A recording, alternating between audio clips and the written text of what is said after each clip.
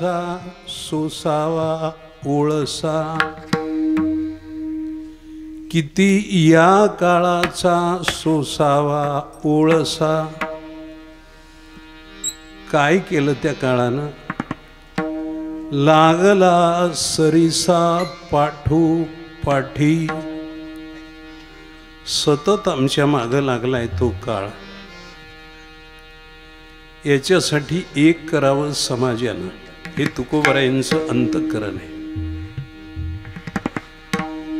184ची करा सोडवन. किती सोपा उपाय आहे. 84 लाख योनीतून सुटका करून घ्या. म्हणजे रिघाया शरण पांडुरंगा. परमात्मा श्री पांडुरंग तो सर्व शरणागताचा शरण्य असा आहे. त्याची शरणागती आपल्या उभ्या आयुष्यामध्ये पूर्णत्वाने व्हावी, तरच आपण माणूस म्हणून जगण्याला यथार्थ आहोत. नाही तर सर्व अनर्थ मस्तकावर वाजतो. स्वभाव आहे बाळो. उपजल्या पिंडा मरण सांगाते.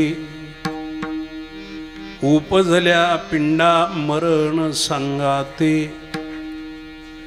उपजन म्हणजे जन्मला की मरण हे त्यानं बरोबरच आणलेलं असतं, म्हणून सांगाते शब्द आहे. उपजल्या पिंडा मरण सांगाते. आणि संग आलेलं मरण हे आम्हाला पुन्हा लगेच जन्माला कुठेतरी पाठवतं. म्हणून उत्तरार्ध असं आहे, मरते उपजते सवेची ते. मेलेलं असतं ते कुठंतरी लगेच जन्माला येतं. काही बंधन आड येतात, त्यामुळं थोडासा वेळ लागतोच.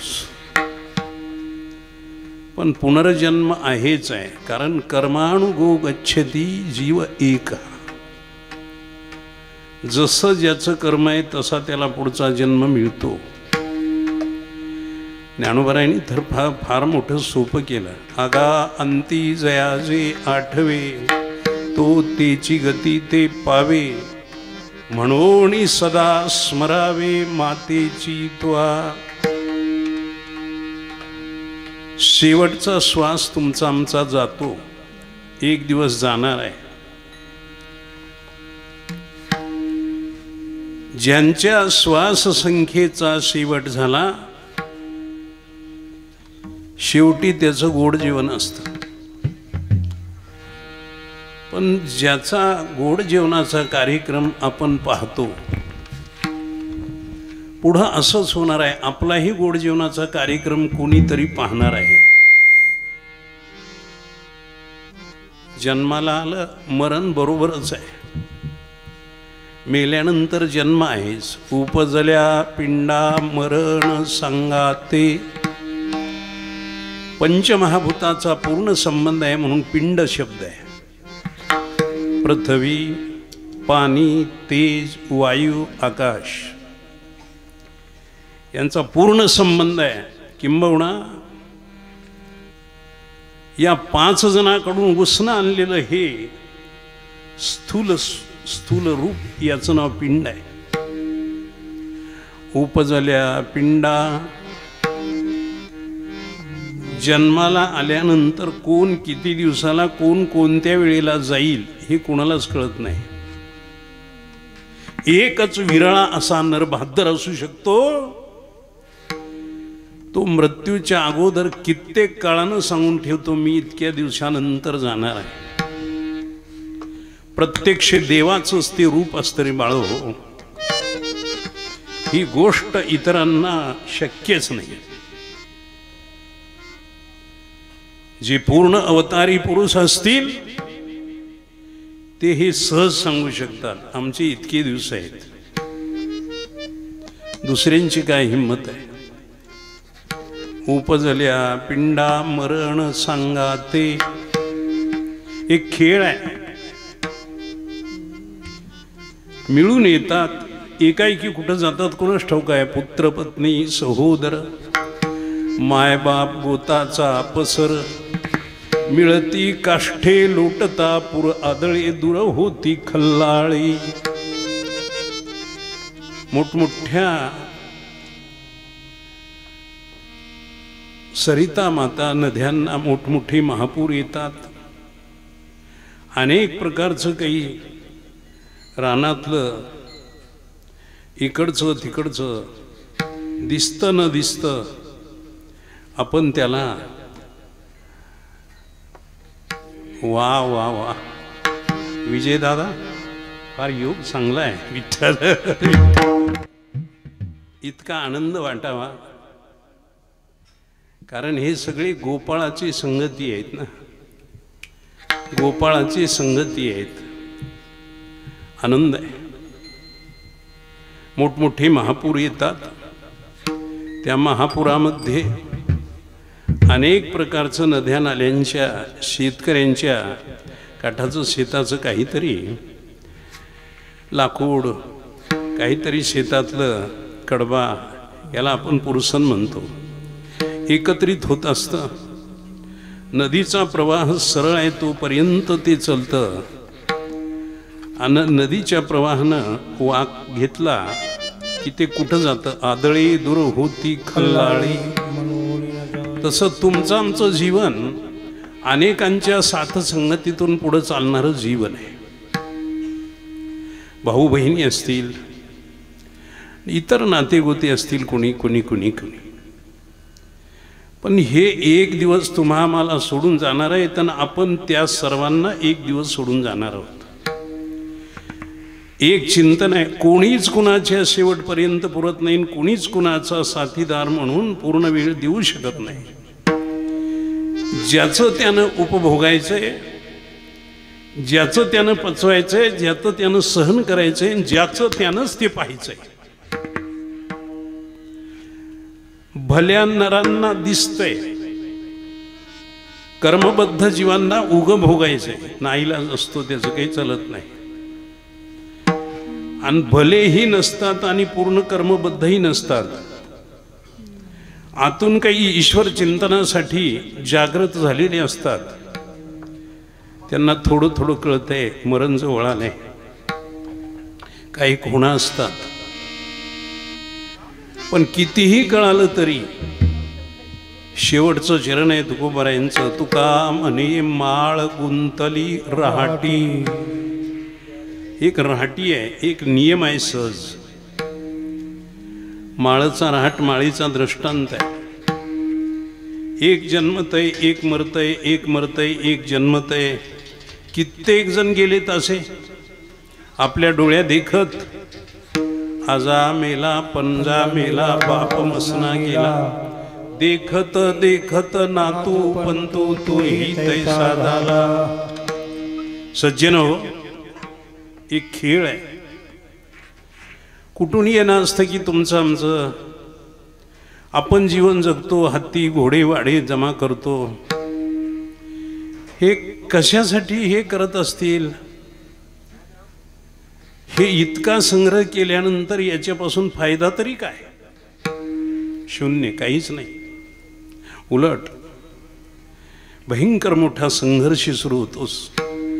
संग्रहाअंती संघर्ष सुरू होतात. संग्रहाअंती नुसत्या संघर्षात राहून जमत नाही. तो संघर्ष तुम्हा आम्हाला बद्धतेपर्यंत पाठवित असतो. आलं का लक्षात? घेऊन या छंद माझे माझे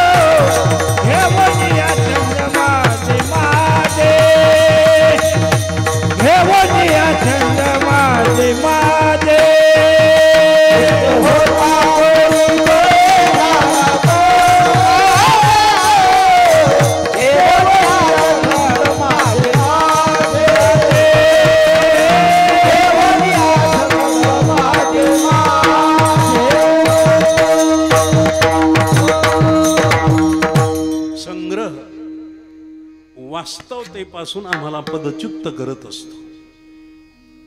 कारण वास्तवता मुक्त आहे, म्हणजे मुळात आपण मुक्त आहोत. ते मुक्ताबाई आम्हाला सांगते तसं, आधी तू मुक्त जीव होता शिरे प्राणिया. बाबा, आसमंतातील सर्व प्राण्यांना मुक्ताबाईचं हे बोलणं आहे. बाळा, तू आज माणूस असशील की पशु असशील की पक्षी असशील की पाण्यातला जलचर असशील की सर्पादी योनी असतील, बाळा तू कोणताही जीव असशील, तू मुक्तच होतास. परी वासने पापिया नाडलासी. पण तुला जन्म झाल्यानंतर कोणती तरी वासना बंधनात टाकते आणि त्या वासनेमुळे तुझा घात होतो. आलं का लक्षात? म्हणून असं कर, ते सोडून दे, एकदम बाहेर पड. झड झडून वहिला निघ हे भक्तीची वाटेला, जिया पावशी अव्यंग निजधाम माझे. पाया पडून सांगतो, आजचं कीर्तन खूप वेगळं असतं. इतर कीर्तन खूप सोपे असतात. मला सांगायचे बरंच, पण 12-1 वाजला तर जमतं का? काय अडचणच, तसं नाही होणार. हे कीर्तन लवकर होत नाहीत, त्यातल्या त्यात मला तर ते उसरत नाही. हे कीर्तन म्हणजे गोड जेवणाचं कीर्तन. पहिला प्रश्न असतो, हे गोड जेवणाचे कीर्तन करावेच कुणा? म्हणजे कीर्तनकारांनी अजिबात नाही, मोठा धोका आहे तिथं. आता कळत नाही त्याला आम्ही काय करणार आहेत. कोणीतरी एखादा कीर्तनकार या गोड जेवणाच्या कीर्तनाचा लायक असा हक्काचा असतो, हक्कदार असतो. तो सगळ्यांची ही सीमा नाही. विठ्ठला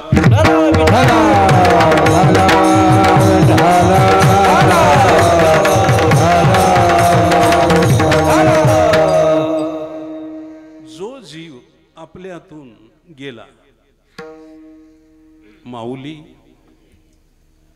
भागीरथी, सोपान, नाव तरी किती गोड आहे, भागीरथी. भागीरथी माईचं गोड जेवणाचं आज कीर्तन आपण कृतज्ञता म्हणून काहीतरी एक पवित्र भावनेचे, सद्भावनेचे फूल समर्पित करत आहोत. त्या रेड्डी समाजात असा एक नियम आहे, ते गोड जेवणाचं कीर्तन म्हणत नाहीत, ते सरळ म्हणतात फूल व्हायचं कीर्तन आहे, माळचं कीर्तन आहे. ते बरोबर आहे. माळ म्हणजे फुलाची, आणि फुलच व्हायचं. दुसरं माणसाच्या हात, तुमच्या आमच्या हातात काय? मायबापांनी कितीही सांभाळलं, नात्यागोत्यांनी कितीही सांभाळलं, श्रीमंतांनी, सज्जनांनी, अन्नदात्यांनी कितीही सांभाळलं, तरी शेवटी जीव त्या जीवाला परत काय फेड करू शकणार आहे? काहीच होत नाही हो. उगा फुल तरी म्हणून फुल व्हायचं. आणि हे भागीरथी माईचं गोड जेवण, इथं पहिला प्रश्न असा असतो, ज्याचं गोड जेवण असतं तो माणूस कीर्तनकाराच्या परिचयाचा असावा लागतो. एक. दुसरी गोष्ट, त्या कीर्तनकारांनी नुसता परिचय ठेवून नाही, त्यांच्या घरी कधी काही घास खाल्लेला असावा लागतो. आणि तिसरी गोष्ट, कीर्तनकार आशीर्वाद देण्यासाठी योग्य पुरुष असावा लागतो. आहे का नाही अवघड? आता या 2 गोष्टी तर मी सांगू शकतो. भागीरथी माईची माझी चांगली ओळख. तसं तर या पवित्र अंदलगाव नगरीत किती कीर्तन झाले असतील काही सांगता येत नाही. माझे मला म्हणता येत नाही, कारण सांगतो सर्वांच्या समोर. तसा तर माझा पुनर्जन्म झालेला आहे. आता हे 9वं साल आहे, हे पुन्हा जन्मलोय मी. बरेचसे कीर्तन झाले, सर्वांच्या घरादारापर्यंत जाऊन जेवण झाले, सर्वांची ओळख. पण संयोगात वियोग हा ठेवलेला असतो आणि तो होतच असतो. म्हणजे काही दिवस दोस्तीन, काही दिवस ताटातूट. विठ्ठल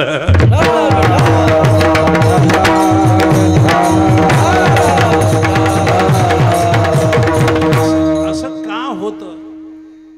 भली अशी कर्मरेषा, भली कर्मरेषा भली आहे, तिथं कुणाचं काही चालत नाही. असं होतच, ते होतच. काही दिवस आत्ती जीवलग दोस्त, काही दिवस आत्ती जीवलग दोस्त, पुन्हा लगेच एकदम शत्रुवत जीवन, घात करीन तुझा. या अरे दोघं एका ताटात जेवत होता, ती एकच घास खात होता. असं नाही म्हणे, मला कळालं नव्हतं. होतंय ते, त्याचं काही बोलायचं नाही. पण मी या नगरीत, या पवित्र अंदल गावात प्रत्येकाच्या घरी जेवण झाले.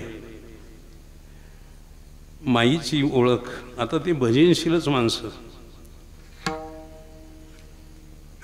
प्राणपती त्यांचे सोपानजी, गोपाळांचे वडील. दुसऱ्या भावाचं नाव काय? गोपाळ, हरिभाऊ. हां, हे सगळे माणसं ओळखीचे. म्हणून तर मला फोन आल्याबरोबर यावंच वाटलं. विठ्ठल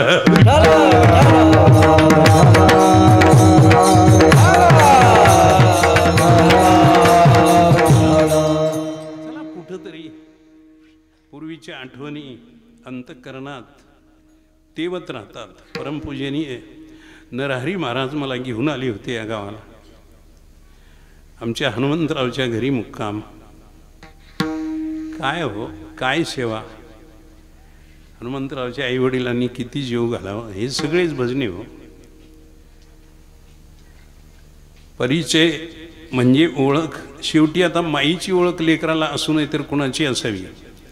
आणि एक बोलतो, तुम्ही सगळे कळते आहेत. जगात ज्यावेळेस आपली स्वतःची नजर बदलली जाईल आणि दोनच व्यक्ती दिसतील. कोणत्या? एक तर बाप दिसावा, नाही तर दुसरी माय दिसावी.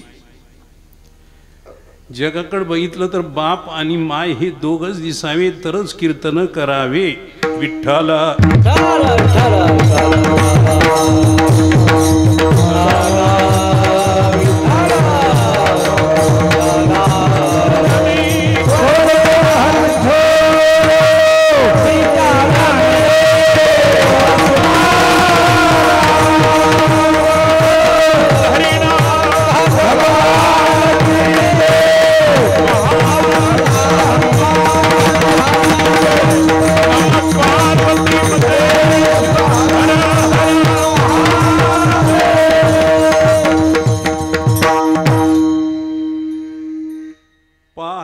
तिकडे बाप पाहे तिकडे बाप माया, तिकडे बाप माया, विठ्ठल आहे रखुमाई, विठ्ठल आहे रखुमाई, आहे रखुमाई,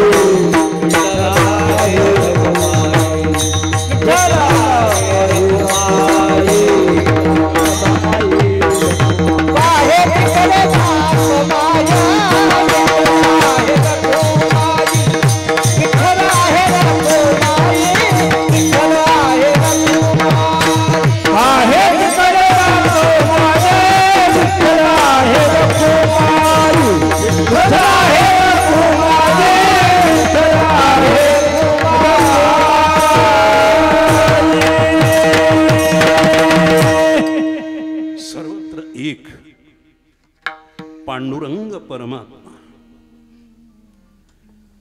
वास्तव देव, कल्पित जीव आणि अज्ञानात दुःख, आणि शेवटी शेवटच्या श्वासात भयान भयान मोठा आघात म्हणजे मृत्यू. हे ध्यानात ठेवा. जिकडं पाहावं तिकडं सखी मायेच दिसावी. म्हणे जन्म देणारी माय. तसं नसतं. जीवाला उभ्या आयुष्यात किती माईन किती बाप असतील, किती भाऊ आणि किती बहिणी असतील, खूप काही त्याचं चिंतन आहे. म्हणे दिवाळीचा सण आहे, बहीण आली भावाला ओवाळायला. येड्या, एकच बहीण असं मानू नकोस की तू परमार्थिक आहेस, तू महाराज कीर्तनकार आहेस. जे येईल आपल्याकडं ती आपली बहीणच आहे, मायेच आहे. आलं का लक्षात? म्हणून ही भागीरथी माय आमची तरी मायेच. खूप काही वेगळं वाटलं, घरी गेलो, भूक नव्हतीच पण भाकर खाल्लीच. गोपाळचा शब्दच मोठा गमतीचा आला, हे घ्यावंच, हे घास खाच. मलाही वाटलं माईचा प्रसाद आहे, खावाचा, आता इलाज नाही त्याला.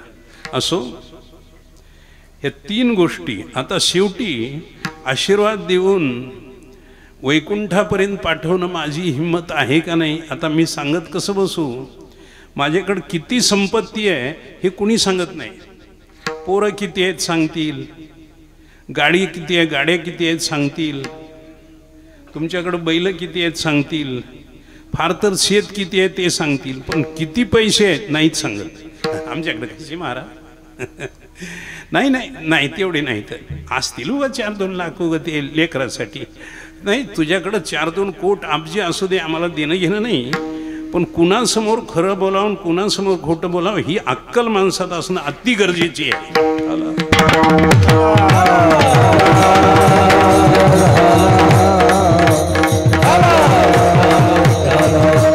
आयुष्य मर्यादा समाप्त होत असते, एकाएकी ताटा तूट व्हायला सुरू होते. अंतकाळी मी परदेशी, अंतकाळी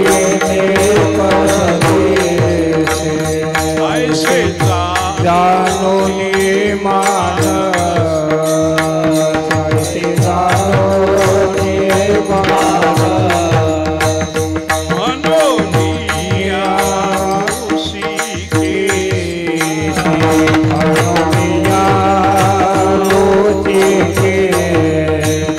शरण आलो तू,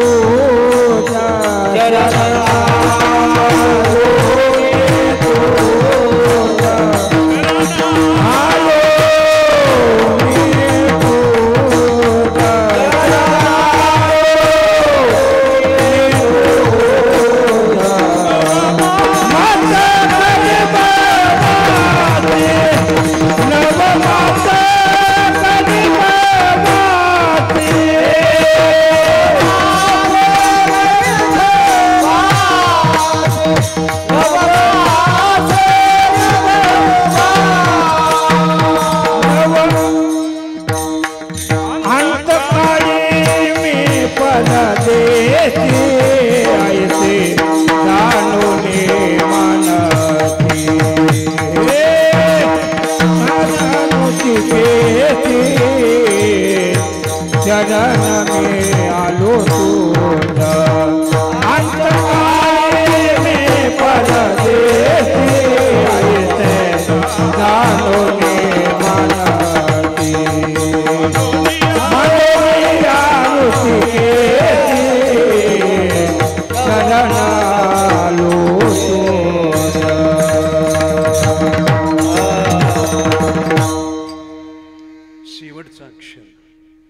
अंतकाळी मी परदेशी, कोणी जवळ नसतं. भयंकर मोठ्या वेदना होतात. एका महात्म्याने असं गोड चिंतन दिलंय आपल्या वारकरी संप्रदायाला. पहाडावरचे माळरांचे काळे विंचव 1000 विंचव एकदाच चावावे तेवढ्या वेदना अंगात सुरू होतात प्राण जाताना. आणि जवळचे दूर जातात आणि दूरचे जवळ येतात.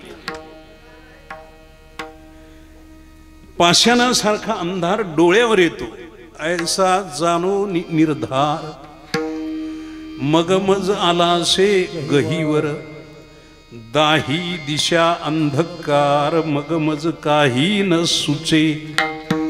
जणू काय पाषाण बसलाय डोळ्यावर मोठा, 1000 मैल उंचीचा पाषाण.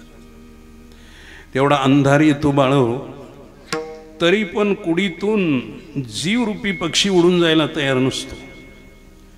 म्हणून हे यमाचे दूत भयंकर कठोर अंत करणार. चल, नाही त्या यमाशी करुणा, बाहेर काढिता कुडी प्राणा, ओढाळ सापडे जैसे धान्या, चोर यातना धरी तो.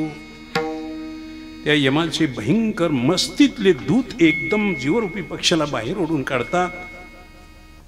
गेला गेला भयंकर बोबाट होतो, रडपड सुरू होते. कुणाचंच काही चालत नाही. अहो म्हणे माय जवळ आहे, बाप जवळ आहे, काय करतेल काय होय. डोळ्यात रडू येतंय, रडू अंतकरणात काही आठवणी येतात, रडल्याशिवाय दुसरं काहीच मार्ग नाही. नवमास गर्भवासी कष्ट झाले ज्या मातेशी, ती तव निष्ठुर झाली कैशी, अंती दुरी राहिली. वाटल्यास ती कासावीस होते, काहीतरी करील, गर्दा करील म्हणून कोणीतरी तिला लांब नेऊन बसवतं. माय आहे ना. बाप जे जे बापाची आवड मुखी घालून करी कोड, जेव्हा लागली यमओढ तेव्हा दुरी राहिले. बंधू बहिणीचा कळवळा ते तू जानशिरे दयाळा, जेव्हा पडली यमश्रंखळा तेव्हा दुरी राहिले. मित्राले गोत्राले शेखी स्मशानी परतले. दोस्त आले होते, ओळखी पाळखीचे आले होते. मेले वाटते विठ्ठल महाराज, चला मातीला जाऊ. आले होते, पण काय करतील होय. कुणाच्या हातचं काय, कुणाचंच काही चालत नाही. देशाचे राजे आले, महाराज आले, कुणाचंच काही चालत नाही. एकच बोलतो, कुणाचंच काही चालत नाही. पण वास्तवतेच्या सख्या दरबारातला एखादा आपला अंतःकरणाचा प्रेमाचा सखा सहोदर वैष्णव आला तर बरोबर मेलेले उठून बसतील. हे सत्य आहे. कैसा वासुदेव बोलतो बोल, बाळा पोटी माहेरी घेल, मेले माणूस जित उठविल वेळ काळा ते ग्रासील का. आळंदीला ज्ञानदेवानी समाधी घेतली कार्तिक वद्य त्रयोदशीला, आणि पुढं सोपान देवाला समाधी द्यायची. सासवडला तो कार्यक्रम ठरला. सोपानदेव गहीवरून आले. मुक्ताई कासावीस निवर्ती दादाला हंबरडा फुटला. अरे बाळो, मी थोरला असून माझे देखत तुम्ही चालला. सोपानदेव एकदम हृदयस्फोट होईल इतक्या उंच आवाजात बोलले, माझा ज्ञानदादा असता तर. बरोबर ज्ञानोबा आहे, दिव्य शरीराने तिथं समोर उभा ठाकले. सोपान, मी आलो की. दादा दादा, विठ्ठल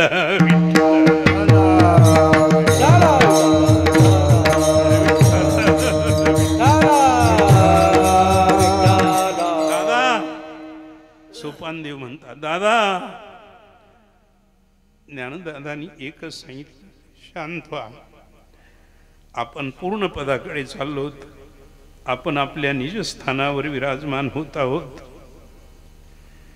असा एखादा सखा कुणी आला तर मेलेला उठून बसल. तो तरी आता वैष्णवच असावं लागेल. उगबद्ध चोऱ्या माऱ्या केलेली हे कशाला उठतील आणि ह्यांना उठवणार तर कोण आहे. गेले ते गेले, ह्याचं काय द्यायचं हे नसतं. ते अधिकारी पुरुष ह्याचं हे चिंतन आहे. सज्जन, माईचं हे गोड जीवन आहे. बाळानं माईच्या अंकावर मांडीवर खेळावं. तुका म्हणे बाळ माते पुढे नाचे, बोल अनेकाचे नावडती. त्या अवस्थेतून हे कीर्तन करावं लागतं. नावच आहे भागीरथी. म्हणून आपल्या हिंदू धर्मात नावं ठेवताना देखील थोडीशी अक्कल ठेवून नावं ठेवी जावी. नावच निघालेत एवढे, नावच एवढे दुर्गंधीचं एकदम क्षेत्र देणारे नावं निघालेत. घाण सुटते त्या नावापासून असे नावं निघालेत. म्हणून तर हे प्रदूषण इतकं कठोर झालं, कठीण झालं, जाड झालं, पाऊसच पडायला तयार नाही. विठ्ठल माणसांचं वाईट नाव, माणसांचं वाईट आचरण, आपलं पूर्वीचं पाप, याच्यामुळे दुष्काळ बघायचे दिवस आलेत. आता हे दुष्काळ नाही तर काय. आजच सांगतो, पुढच्या वर्षी तर पेरणी होण्याची शक्यताच नाही. बघा कसं करायचं ते. आत्तापासून नीट दिवे लावले तर काही भाकरी पुरता आम्ही देणार आहोत, आणि नाही तर मग काय माती खावं लागेल, थडथडून मरावं लागेल. विठ्ठल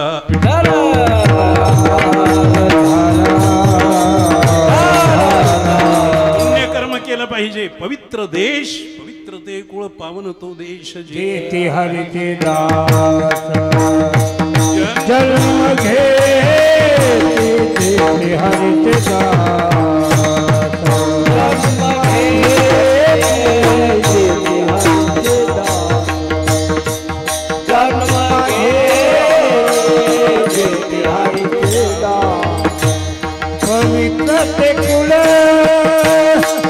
पावन तो देश, पवित्र ते कुळ पावन तो देश, जेथे हरीचे दास जन्म घेती, जेथे हरीचे दास जन्म घेती, पवित्र ते कुळ पावन तो देश, पवित्र ते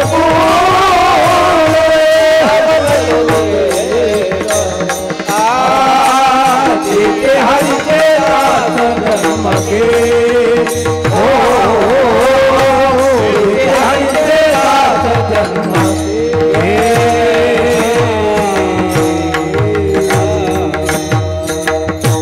मूळ पवित्र आहे, काल कलीचा, वेश मानवाचा, पवित्र देश पवित्र धर्माचा, जिथे की उभा आहे रथ श्रीकृष्ण अर्जुनाचा. कळलं का? त्या देशातले आपण बालबच्चे आहोत, जरा चांगली नावं ठेवा. नाव आहे माईचं भागीरथी. भागीरथी कोण आहे? जगात जेवढे म्हणून तीर्थ आहेत, जेवढे म्हणून तीर्थ आहेत, या सगळ्या तीर्थांची मालकीन म्हणजे भागीरथी माय. आलं का लक्षात? परिशेव माते माझी विनवणी, तुकोबरायांनी लिहिलंय, माय माझी विनंती ऐक, परिशेव माते माझी विनवणी. कोणती विनंती करत आहेत? भागीरथी महादोषा निवारणी. माय तू भागीरथी आहेस, भागीरथी. भगीरथ राजाने तपा अंती शिवरायाच्या जटेतली गंगा खाली धर्तीवर आणली. ती गंगा खाली येता येता जन्हू नावाच्या ऋषीनं ते ब्रह्मगिरीच्या पाठारात गिळून टाकली. हे गेले मग सेवक भगीरथ राजाचे. अरे जन्नू महाराज, गंगा येत होती ना, मग तुम्ही कसं काय पिऊन टाकली? अरे तुमच्यासाठी यायली का? मग त्या जन्नू महाराजानं स्वतःची मांडी चिरली उजवी, मग जन्हूने गिळली जंधा, मग फाडून दिधली. मग मांडी फाडली आणि ती भागीरथी गंगा खाली धर्तीवर मोकळी सोडून दिली. आणि ती भागीरथी म्हणजे परिशेव माती माझी विनवणी, महादोष निवारणी, सकळ तीर्थाची, सगळ्या तीर्थांची मालकीन आहे. म्हणून शाळेत विद्यार्थी जातात आणि गेल्याबरोबर त्या शिक्षकाच्या समोर ते उपस्थिती म्हणून हजेरी देतात. तसं 12 वर्षाच्या काळात प्रत्येक तीर्थानं भागीरथीच्या तीर्थात जाऊन हजेरी देऊन यावं लागतं. आणि 12 वर्षाच्या काळात जे तीर्थ भागीरथीच्या तीर्थात जाऊन हजेरी देऊन येत नाहीत, त्या तीर्थाचं तीर्थत्व नियमानं उद्ध्वस्त केलं जातं. हे विष्णू परमात्माकडे हे नियम आहे. बरोबर भागीरथीची भेट 12 वर्षाच्या काळात तुम्ही जर एकदाही नाही घेतली तर तुमचं तीर्थत्व उद्ध्वस्त झालं. कोणीच तिथं काही प्रयत्न करू शकत नाही. भागीरथी म्हणून नावच भागीरथी. आणि भागीरथीच्या पोटी सगळे पवित्र तीर्थ जन्माला येतात. तसं हे सगळे पवित्र लेकरं जन्माला आलेत. हे फार महत्त्वाचं आहे हो. पैसेवान घराणं आहे, सगळं चांगलं आहे, मानपान गल्ली ते दिल्ली सगळं आहे. पण पुढची पिढी आग लावायची पोटाला आली. कुलांगार जन्मलेत, येडे, पूर्वेलाच पश्चिम म्हणून बसतात झाला. दिवस निघाल्यास दिवस मावळ आहे म्हणून झोपायला सुरू करतात. भाकर वाढली तर ताटाच्या शेजारची माती खातात. इतके पागल. पूर्वीचं पाप, बापाचं पाप म्हणून पोटाला आलेला हा वाईट बाळ. विठ्ठला विठ्ठला,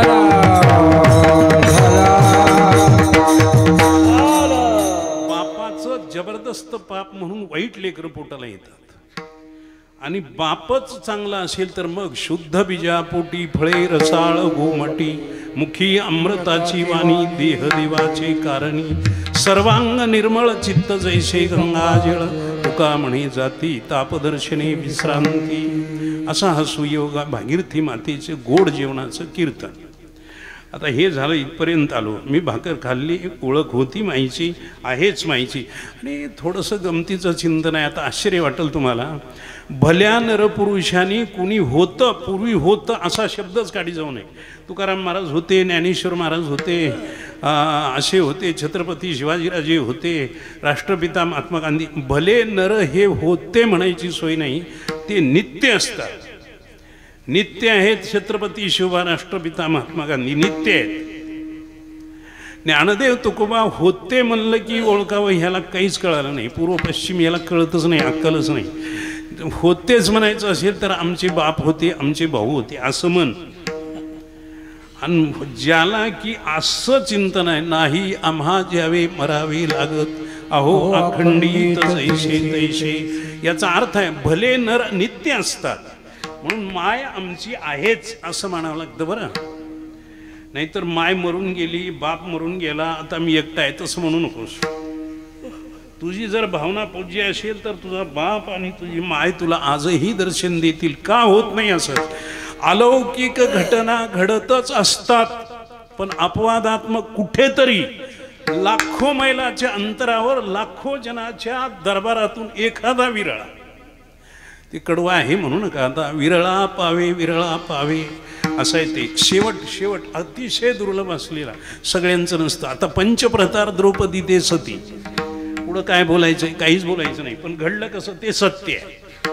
पार्वती मातेचा एका गाईचा तळतळाट म्हणून ही घटना घडली. तसं घडतं ते. पाच पांडव हे पंडुराजाचे म्हणायचे फक्त, पण 4 देवतांचे हे 5 पांडव आहेत. यम, वायू, इंद्र आणि अश्विनी कुमार, याच्यापासून हे 5 पांडव. काय बात आहे. हनुमान एवढा मोठा बहादर वीर, पण वायुसूत काय गोष्टी घडतात बघा. असं काहीही घडतंय, काहीही होतंय. पुराण पाहितलं, शास्त्र पाहितलं, एकांताच्या पवित्र कुशीत बसून भयान चिंतन केलं तर माणसाला नाही ते दिसतं. पृथ्वीच्या मातीच्या कणाकणात कोण जन्मलंय ते आज दिसू शकतंय. विठ्ठला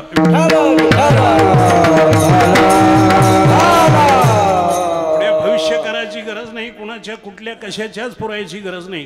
कोण कुठं जन्मलंय ते जो कोणी सज्जन आहे, ज्याचे डोळे निरागस आहेत, ज्याच्या डोळ्यात फक्त पांडुरंगाची पावलं आहेत, त्याला त्या गोष्टी दिसतात.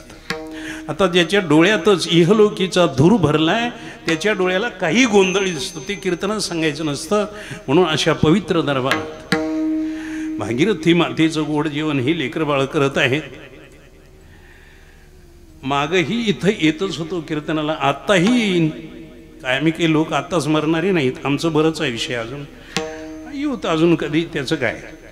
पण एकच गंमत, आजही भाकरी खाल्ली म्हणून ऋण आहे.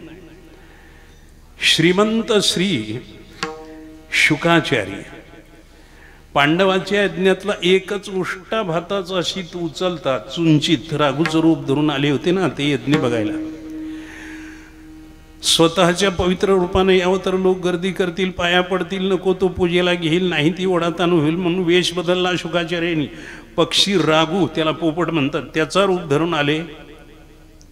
यज्ञमंडपाच्या मुख्य दाराला आल्याबरोबर श्रीकृष्ण परमात्मा 4 हाताने उष्ट्या पत्रावळी उचलून चालले होते.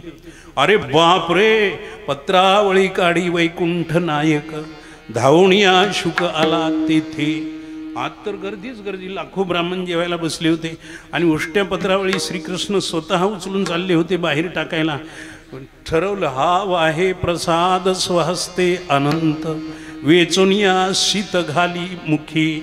आता देवाचे हात लागलेल्या पत्रावळी पंक्तीत काय बसायचंय आणि तिथलं काय खायचंय. देवाच्या हातात आलेल्या उष्ट्या पत्रावळीवरचा एकच भाताचा शीत उचलला चुंचित.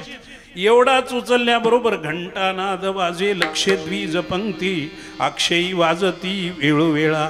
एखादा पवित्र ब्रह्मवेत्ता जर आपल्या घरी येऊन जेवण करेल तर ती वेळ लाखो घंटे पुण्याईच्या पवित्र घंट्याचा आवाज आसमानाला पवित्र करतो. एवढं पुण्य ग्रस्ती लोकांकडून घडतं रे. म्हणून सती सत्पुरुष दानशील याज्ञिक तपस्वी अलौकिक संन्यासी जे का भक्तहन महात्मे ये माझी निजाची धामे निर्वाळली हो मधर्मे श्रोतादिकी या सज्जनांना जीव घालीत जा कधी कुणी विठ्ठला.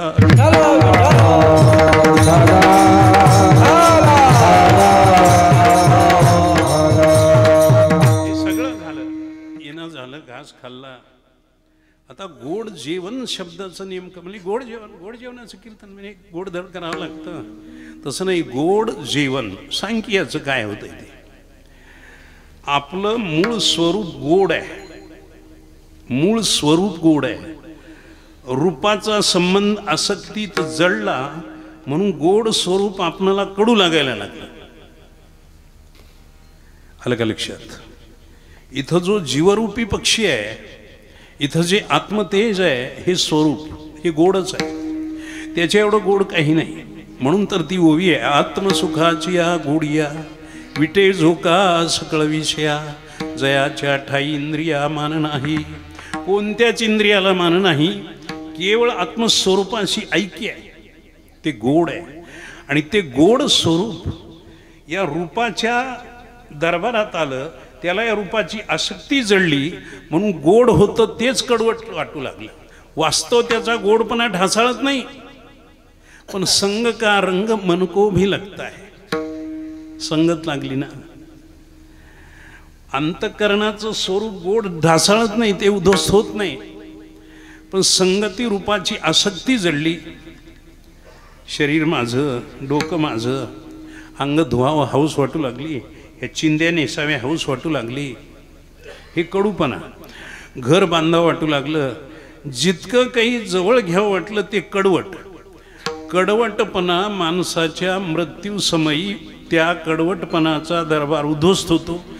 उरलेलं जे गोड स्वरूप असतं ते माईनं बारसं केलेलं असतं. पुढे 13व्या दिवशी गोड जेवण असतं.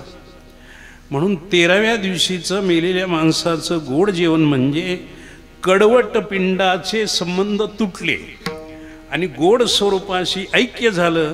याच्याबद्दल कोणा एका पवित्र वैष्णवांनी आशीर्वाद द्यावा. त्याचं नाव गोड जेवणाचं कीर्तन. विठ्ठला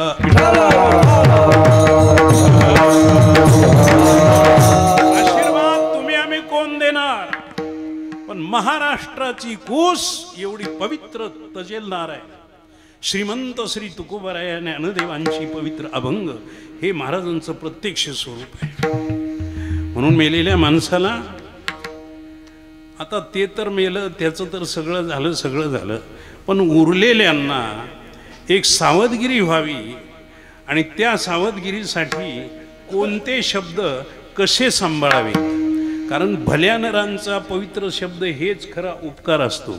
शब्द हा बहुसार उपकाराची राशी म्हणून चालविला मागे येतील त्याशी. मागोनी आली वाट सिद्ध ओळीची तैशी तरले तर तिगा आणि काही विश्वासी. सुखे मी निजलोगा शून्य सारुणी तेथे. आलं का लक्षात. भल्यांचे शब्द हे परोपकाराचं एक देण असतं. म्हणून श्रीमंत तुकोबारायांनी आसमानातील नौखंड पृथ्वीवरील जेवढे कुणी आहेत, आपलं कुणीतरी मेलंय, आपल्याला खंत वाटते, एवढा प्रसंग आपल्या जीवनावर कसा काय आला रे. आणि तो कुणी आणला असेल का. आला तो पूर्व संबंधाने आला. आयुष्याची संख्या वर्षावर नसते. महाराज तुमचं वय किती झाले म्हणले 65-66. मग तुमचा आम्ही 71वा वर्षे वाढदिवस साजरा. अजिबात नाही, ती पाप होते. वाढदिवस साजरे करणं म्हणजे पाप आहे. कोणी मानेल ना मानेल, आमचं काही देणं येणं नाही त्याच्याशी. जन्मलिया दिवस दिवसे हो लागे काळाची ऐसे वाढती करीती उल्हासे उभविती गुडिया. मर हे मन आम्ही जर एखाद्याला म्हणलं मर तिकडं, तेवढं सण होत नाही. मेलेल्या मड्याकडे बघून कशाला रडता. आगा मर हा बोलन सहाती मेलिया तरी रडती परी असते जात न गणिती गहिसपणे. कसा गहिसपणा आहे. दरदूर सापे गिळजत आहे उभा की तो मासिया वेटाळी जिव्हा तैसे कवनी प्राणी लोभा वाढवी ती तृष्णा. हे कशासाठी कवडी कवडी जमा करत असतील सज्जन हो? एकच आहे, अज्ञानाचा डोंगर आम्ही मस्तकावर मस्तीने धरलेला असतो आणि त्यामुळं आमची दिशाभूल होत असते. मार्ग चुकले विदेशी एकले तयावरी झाले दिशाभूल. मग हे जे संत महात्मे आहेत, संत म्हणून कुणी जन्माला आलेत ना, ते या जीवाच्या हाताला धरतात. मग काय करतात? दिशाभूल तयावरी हाती धरून या पाविले घरा त्याच्या उपकारा काय द्यावे. तुकोबरायांचे शब्द आमच्या हाताला धरतात. म्हणजेच भल्यांचे शब्द हेच भल्यांचं स्वरूप असतं. ज्ञानेश्वरीचा एक ना एक शब्द म्हणजे ज्ञानेश्वर आहेत. गाथ्याचा एक ना एक काना मात्रा रस्वदिग एक ना एक मराठी शब्द म्हणजे बरोबर तुकोबरायांचं स्वरूप आहे. त्यांचे शब्द आम्हाला आमच्या आईशी झालेल्या ताटातुटाचा कोणी धोका दिला त्याचं शुद्ध चिंतन पहिल्या चरणात. किती या काळाचा सोसावा बोला, किती या काळाचा सोसावा बोला, किती या काळाचा सोसावा बोला, किती या काळाचा सोसावा बोला, किती या काळाचा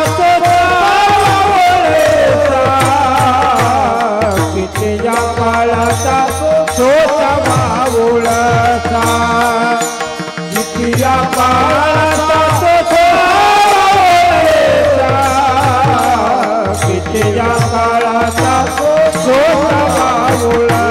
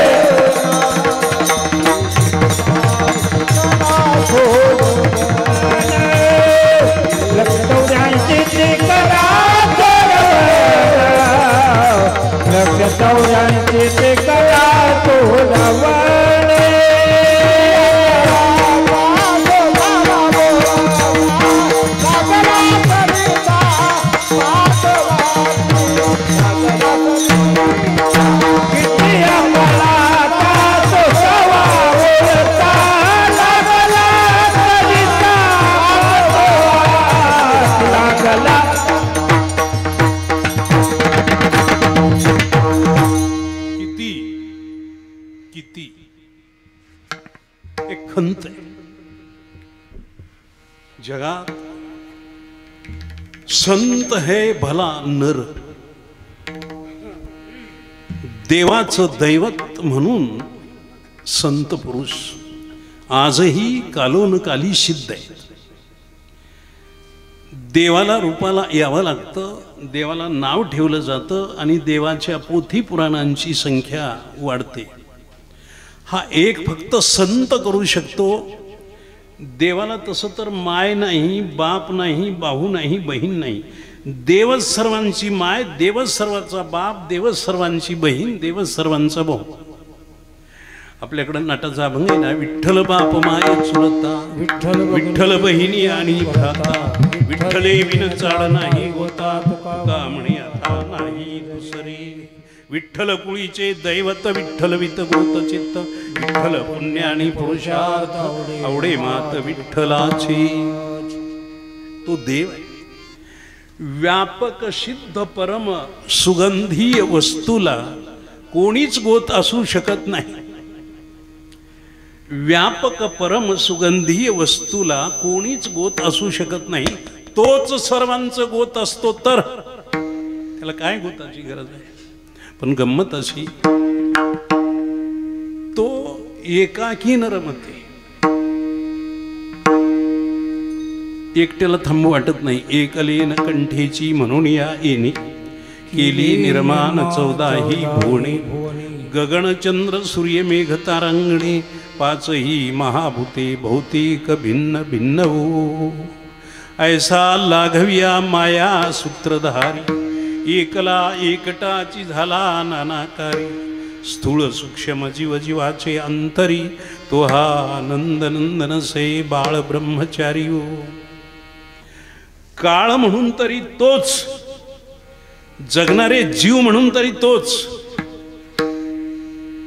कालकाक्षात जीवाला जगण्यासाठी जे धान्याचे कण म्हणून गरजेचे आहे तो तरी तोच म्हणजे देवच. अन्न हे पूर्ण ब्रह्म उदर परण जाणी जे यज्ञ कर्म.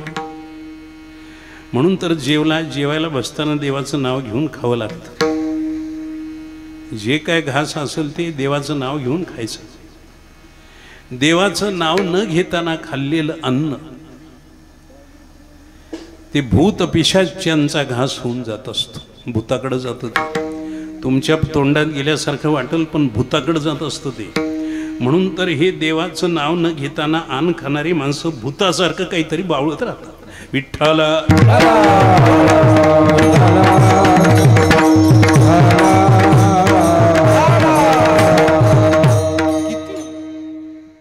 किती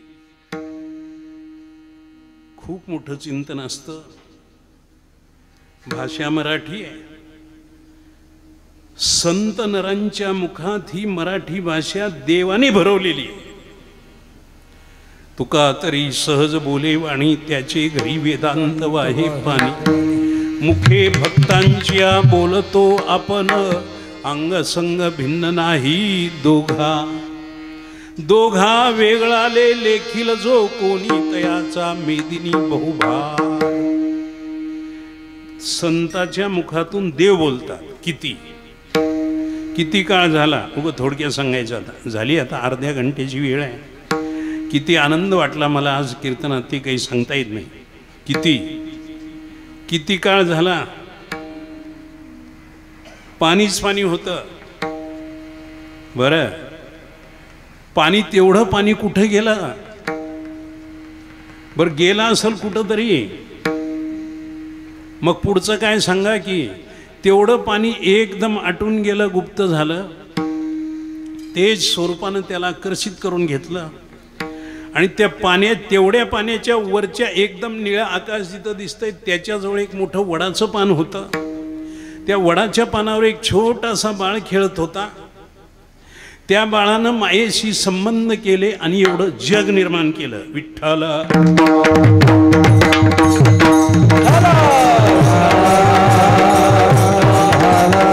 दैवी संपत्तीची ही पवित्र माया, दैवी हेशा गुणमयी मम माया दूरत्यया, मामेवे प्रपद्यन्ते माया मेतांतरंती ते.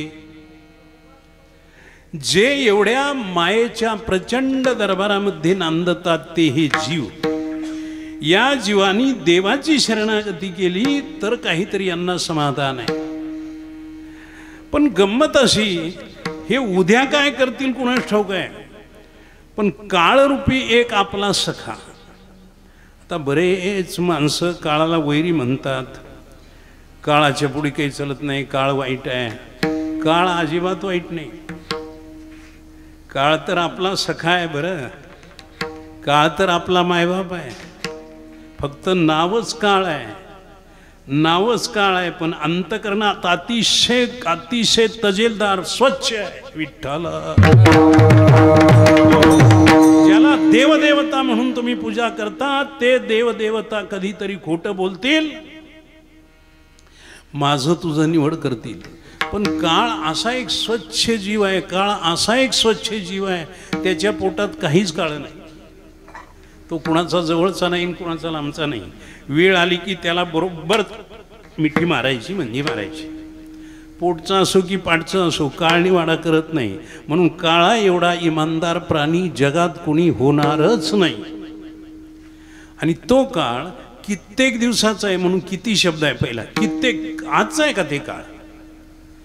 देवदेवतांच्या बरोबरीचा तो काळ, देवच काळ रूपाने. काळ रूपे मीची सहारी, गिळतया माझी काळू, तो मी म्हणे गोपाळू, श्वापदांतू शार्दूळू तो मी जाण. थोडासा अभ्यास करावा लागतो. सगळ्यांना काळ होऊनच मी गिळतो. सगळ्यांच्या वनराईचा, सगळ्यांच्या चतुष्पाद प्राण्यांचा राजा सिंह आहे, शार्दूल तो मी. तसा सगळ्यांचा काळ मायबाप आहे, तोच सखा आहे आणि तोच तुमचं सर्व काही खालीवर करतो. खाली पृथ्वीत जन्म देतून वर घेऊन जातो तोच. कधीपासून? म्हणून तर किती आहे, किती किती. एखादा सावकार असला ना गरीबाकडे, त्यानं पैसे दिले असले व्याजानं, तर ते म्हणते किती झालंय रे, तुला ध्यान आहे का नाही? आमच्यासारखं एखादं भुकेजून आलं, खादाड भाकरीनं मिळालेलं बसलं जेवायला, मग ते जेव घालणारा म्हणतो किती किती खायचं आहे, काही भान आहे का नाही तुम्हाला? किती किती किती किती. अनादि काल गेला, त्यावेळपासून काळही आहे, जीव आहे. या काळानं या जीवाला ओळसा, ओळसा शब्द आहे. किती या काळाचा सोसावा ओळसा. ओळसा म्हणजे त्रास, स्पष्ट शब्द आहे. ओळसा म्हणजे फिरविणं. किती त्रास द्याला हे काळ आम्हाला. किती या काळाचा सोसावा ओळसा. कित्येक युगापासून ते कधी रामराज्य होते, कधी राजा दशरथ पुत्रवनात चाललाय म्हणून रडून मेले, ते काळ आम्हीच बघितलेत. विश्वामित्राने दुसरी सृष्टी तयार करण्याचा प्रयत्न केला, भयंकर धाडस केलं, त्याचं ते कौतुक बघणारे आम्ही आज जिवंत आहोत धर्तीवर. ज्ञानदेवादी युग पुरुषांच्या आळंदीत 108 समाध्याचा असा सोहळा झाला. ही 108 नंबरची समाधी आहे. आत्ताच घेतली समाधी नाही, समाध्या अशा तिथं 108 झाल्यात बाळा. ते त्या काळापासून आम्ही किती किती दिवस गेले त्याचं आहे का? बरं, राम अवतार, कृष्ण अवतार, पांडवाचा अवतार ही एकदा झाली नाही, कित्येक असे झाले. ते कित्येक कित्येक वेळेस आले आणि गेले. आपण म्हणतो ना कित्येक दिवस येतात, किती दिवसानं दिवस उगवतोय, किती दिवसानं चंद्र येतोय, किती या म्हणजे समोर असलेल्या वास्तवतेच्या दरबाराचा छेद करणारा आणि आम्हाला कुठंतरी घेऊन जाऊ पाहणारा. म्हणून या किती या काळाचा. काळ म्हणजे देवाचं शुद्ध स्वरूप. काळ म्हणजे तुमच्या आमच्या जन्माची व्यवस्था लावणारा. इथं 3 शब्द सांगत जावे: व्यथा, अवस्था आणि व्यवस्था. व्यथा माईच्या पोटात असते, काय सांगू गर्भीची यातना, या व्यथा. आलं का लक्षात? जन्मल्यापासून मरेपर्यंत शेवटचा श्वास जाईपर्यंत अवस्था असतात. काय अवस्था झाली हो, 100-200 एकर जमीन होती हो, भीक मागाले हो, काय अवस्था आहे हो. काय मानाचा माणूस होता, रस्त्यात तुकडे मागालाय हो, काय अवस्था झाली हो ह्याची. काय भारी होता, कुठेही गेला तर सगळं जग पाया पडत होतं, बघा आता त्याला कोणीच. काय अवस्था झाल्या. माईच्या पोटात व्यथा, जीवनभर अवस्था आणि मेल्यानंतर होत असते व्यवस्था. बरं का सुरेश महाराज, मेल्यानंतर होत असते व्यवस्था. या विठ्ठल.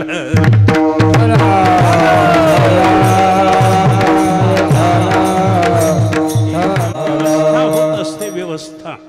म्हणून ओळसा या काळानं आम्हाला फिरवलंय. किती या काळाचा सोसावा ओळसा.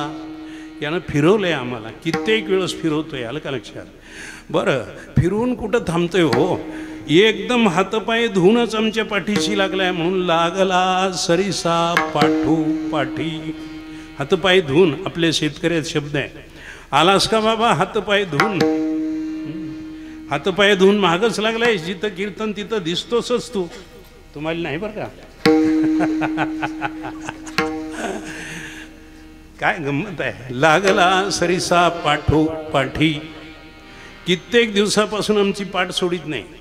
आमचीच नाही, इथं पाठोपाठी लागला सरिसा लागला म्हणण्याचा अर्थ असा आहे, आमच्या बापाला नेलं तरी ह्यानंच नेलं, आमच्या माईला नेलं तरी ह्यानंच नेलं. आलं का लक्षात? आमच्या नात्या गोत्याला नेलं तरी ह्यानंच नेलं. दुसरं कोण नेत आहे? कोण नेत आहे? कित्येक जणाला या काळानं उचलून नेलंय. म्हणून तर प्रत्येक आपचं तुमचं आमचं जीवन म्हणजे काळाच्या तोंडातला घास. सावध राहा. आमचं तुमचं जीवन म्हणजे काळाच्या तोंडातला घास आहे. एवढंच आहे, त्या काळानं तोंडात धरले, फक्त गिळलं नाही, इतकेच आपण. या माझ्या बंगल्यात आहे, मी तरुण आहे, माझ्याकडे भरपूर पैसा आहे, माझ्याकडे मोठी जायदाद आहे, मला काहीतरी मान आहे समाजात, मी कुठला तरी अधिकारी आहे. बाळा, काळाच्या तोंडातला तू घास आहे, फक्त तुला गिळायचं राहिलंय. विठ्ठल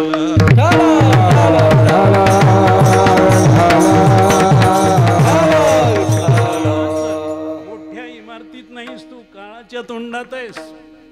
अज्ञान कसं झालंय? ज्ञानोबराय दृष्टांत देतात. दरदूर सापे गिळी जात आहे उभा, की तो माशिया विटाळी जिभा, तैसे प्राणीय कवना लोभा वाढविती तृष्णा. तो बेडूक सापानं सगळा गिळलाय, तरी पण तो बेडूक जीभ काढून माश्या खातोय. काय गंमत आहे. दरदूर सापे गिळीजत आहे उभा, की तो माशिया विटाळी जिभा. आता सापानं गिळलंय ही अक्कल बेडकाला यावी का नाही? फक्त आता तोंड बंद करायचं राहिलं, एवढंच साप नक्कल करतोय. उगा त्या बेडकाचं तोंड मोकळं ठेवून बघायला कसं करतंय र बघूत. पण तो बेडूक जीभ काढून माश्या खातोय. आता बेडकाला कळत नाही, त्याला ना कळू जाते. चिखल खाणारा प्राणी आहे. बेडकाने चिखल खावा, काय ठावा सागर. पण तुम्ही आम्ही मिष्टान्न खातो, आपणाला अकली नसाव्यात काय? आपल्या डोळ्याच्या देखत उदंडची झाले जन्म, उदंडाचे झाले जन्म, उदंडाचे झाले जन्मोनिया गेले, झाले जन्मोनिया, होनिया गेले रावरंका,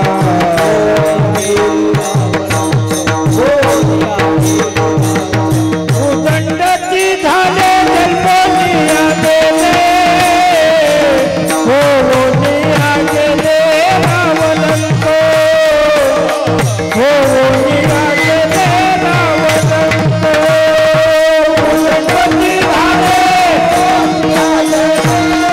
उदंडाची झाले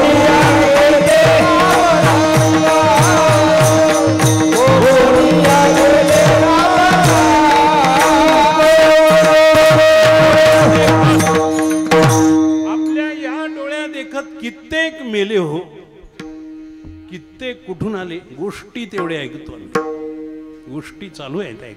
ते मेले की तू मरणारच आहेस की.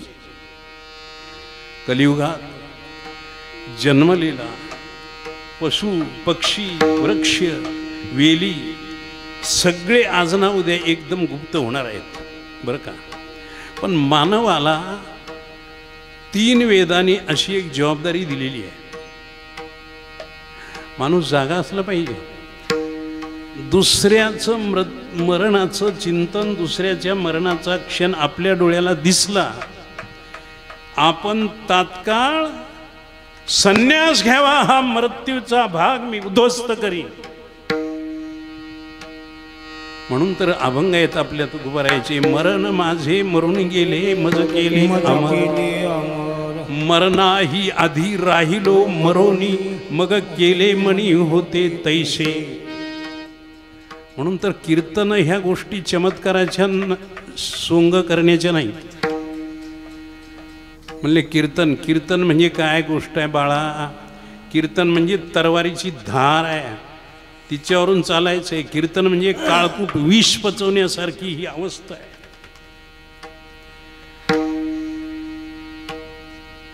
सांगतो एक शब्द, लक्ष द्या रे. अगोदर मेलं पाहिजे, आणि मरून जगामध्ये आलं पाहिजे, मग गोड जेवणाचे कीर्तन केले पाहिजेत. हे बात आहे. विठ्ठल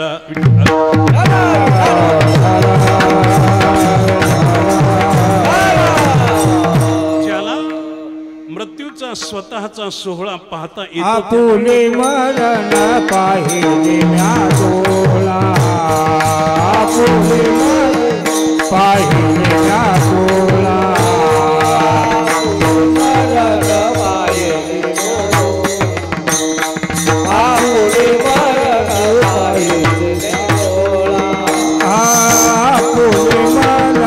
पाहिले म्या डोळा, आपुले मरण पाहिले म्या डोळा, आपुले मरण पाहिले म्या डोळा, आपुले मरण पाहिले म्या डोळा. तो झाला सोहळा अनुपमे, तो झाला सोहळा अनुपमे,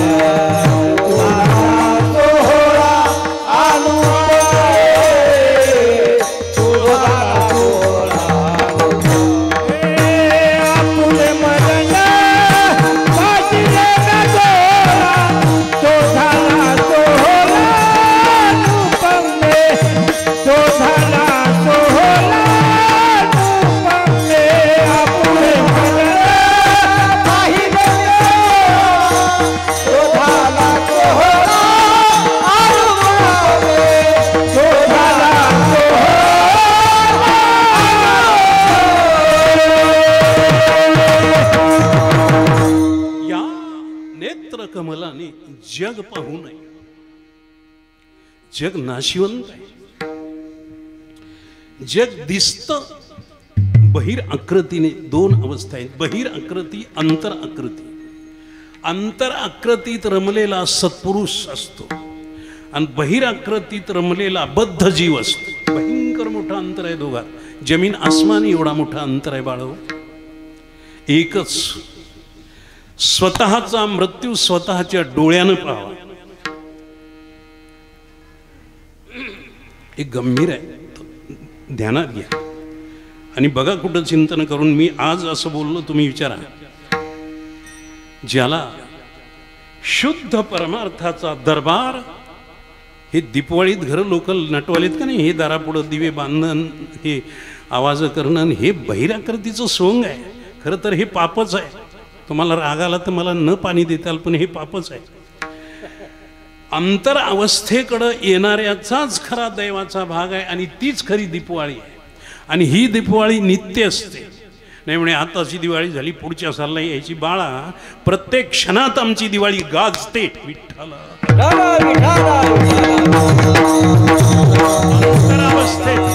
अंतरावस्थेत रमलाय, अंतरावस्थेत रमलाय.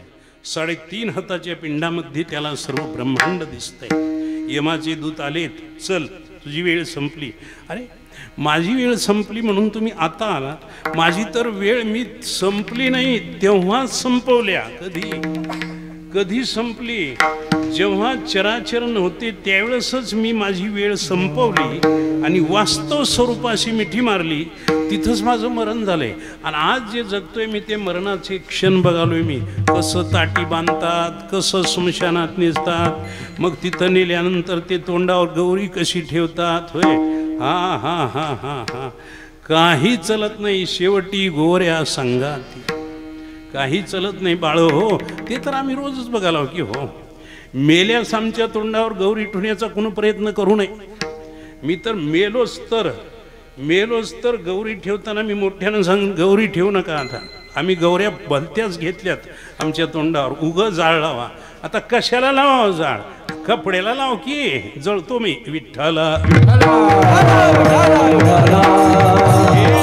स्वतःचं मरण पाहणं म्हणजे निज स्वरूपाला मिठी मारणं आहे. निज स्वरूप म्हणजे प्रभूचे चरण आहेत. प्रभूचे चरण म्हणजे सत्य वचन आहे. जो आयुष्यात कधीच खोटं बोलत नाही त्यानं स्वतःचं मरण डोळ्यानं पाहिलं. जो आयुष्यात दुसऱ्या वस्तूला हात लावित नाही त्यानं स्वतःचं मरण डोळ्यानं पाहिलं. अनुपम्य सोहळा झाला. आणि हा अनुपम्य सोहळा म्हणजे तुका म्हणे गाजे वैकुंठी सोहळा, याही भूमंडळा माझी कीर्ती. अलग लक्षात देवदेवता आमच्या चरणाचं वंदन करायला आल्यात ऋषीमुनी आमचं गुण गाऊ लागले शास्त्र पुराणाचे आम्ही कवच झालो शास्त्र पुराणामध्ये शुद्ध ज्ञानाच्या ओळी लिहिल्यात पण त्या शास्त्र पुराणाचा कवच म्हणजे वरचा आपण त्याला शाळेच्या वरचा पडदा त्याला आपण वरचा पुष्टा म्हणतो त्याला ते आमचं जीवन झालंय मग एवढ्या उंच अवस्थेतून तुकोबराय म्हणतात बाळा आता तुम्ही एक करा तुमची आई गेली तुमचे बाबा गेले तुम्ही तरी या फेऱ्यात पडू नका म्हणून दुसरं चरण आहे लक्ष 84 करा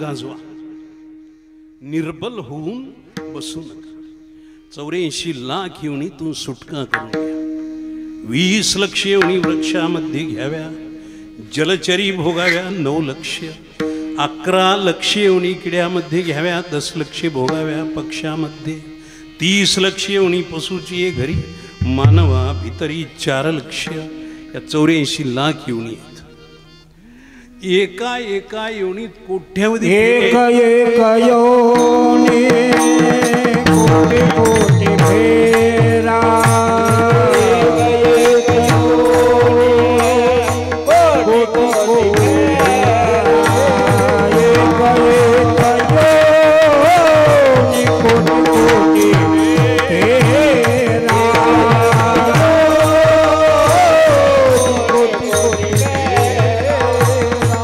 मगला के वारा मनुष्य देह मगला के वारा मनुष्य देह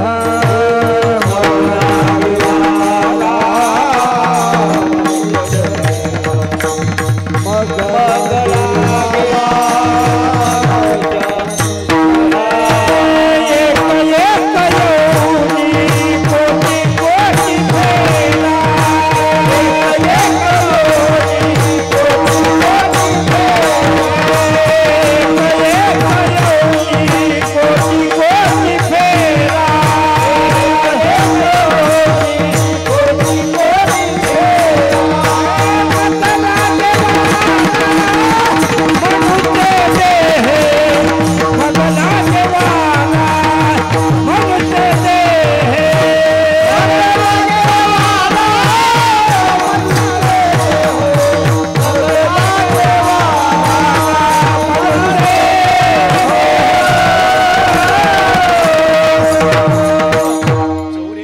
लाख येवणीतून सुटका करून घे. कसं शक्य आहे? सहज शक्य आहे, अवघड नाही. त्याला अभ्यास केला नाही तोपर्यंत कोणतंही काही कठीण वाटतं. मृदंग, पेटीचे स्वर, भजनाच्या चाली किती अवघड वाटतात. अभ्यास केला नाही, अभ्यासाचा छंद लावला, लावून घेतला पूर्वपुण्याने, होता होता अभ्यास झाला. आता काय अवघड आहे? काहीच अवघड नाही. तसं 84 लाख योनीतून सुटका करणं अति अवघड आहे, मान्य आहे. पण तशी जबरदस्त अवस्थाच उभं केली, तयार केली. पेरणी लागली, पेरणी करायची, अवघड आहे म्हणला. कसं काय? शेतात नांगरून आल्या नाही, पाळी नेली नाही, बी नाही, बैल नाही, अवघड नाही तर काय. आता कशी पेरणी करावी? पण बरोबर पाळ्या घातल्या, नांगरटी झाली, नंतर पाळ्या घातल्या, सगळं दसकट काढी झाली, सगळं झालं, हरळी कुंदा काढली, बी तजेलदार आहेत, ती पण भरून आहे, बैल वाघासारखे उभे आहेत, सगळं सज्ज आहे. आता काय भ्यायचंय? आता काय भ्यायचंय? तसं 84 लाख योनीची सुटका करण्यासाठी जपतपाती साधन, ईश्वर चिंतन होऊन होऊन होऊन होऊन देवच आमच्या अवतीभोवती क्षेत्र संन्यास घेऊन आहे. तर आता 84 लाख योनीचा आम्हाला भय काय? विठ्ठल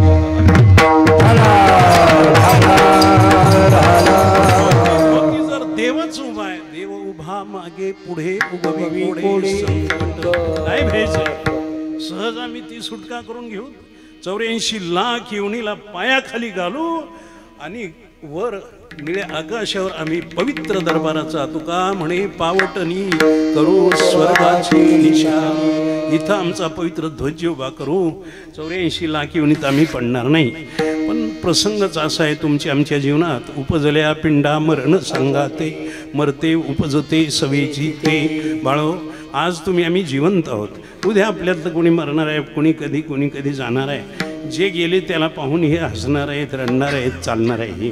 तुका म्हणे माळ गुंतली रहाटी, गाडग्याची सुटी फुटली.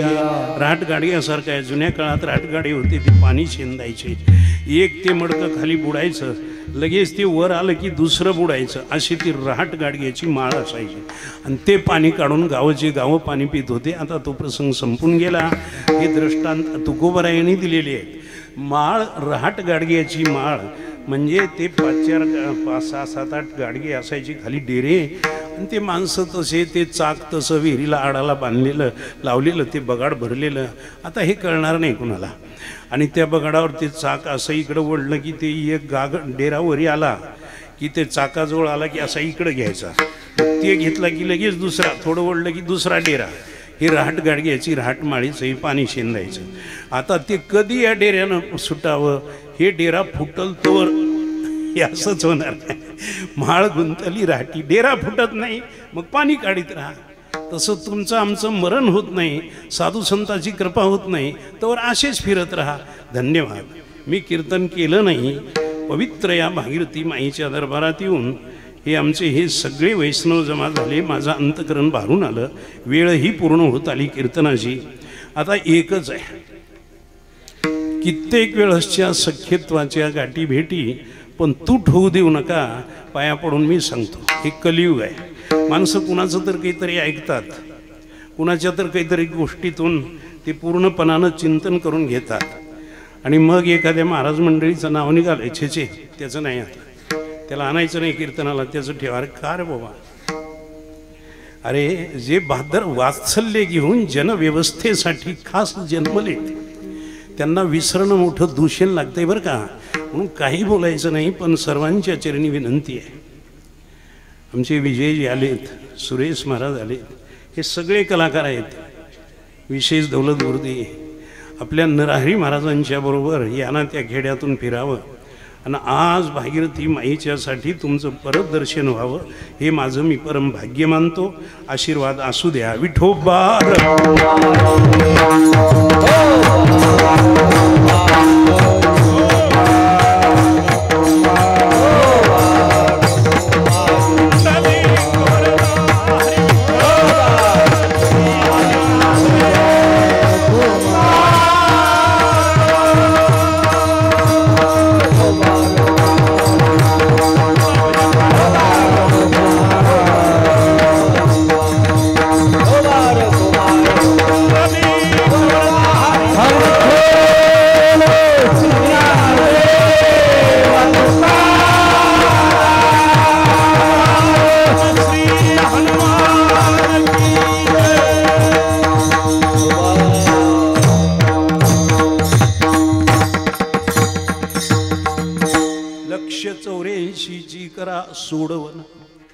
दीर्घाया शरण पांडुरंगा.